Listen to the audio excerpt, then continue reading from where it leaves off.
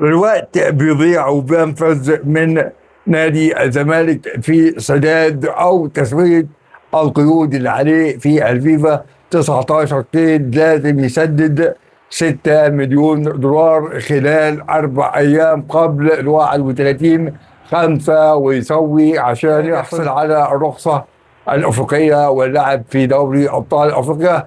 مين اللي هينقذ الزمالك ويدفع له هذا المبلغ الضخم في حين في حالة من حالات الإفلاس عند مجلس إدارة نادي الباب مفتوح للمساهمات من الدولة المصرية عن طريق رئيس الحكومة أو الأستاذ كامل الوزير، أو حتى من القيادة العليا السياسية، وإما يجمعوا له تبرعات من الجمهور الزملكاوي. هنشوف إدارة نادي الزمالك هتسدد إزاي هذه الأموال الطائلة أو تسويتها للعب والحصول على الرخصة الأفريقية.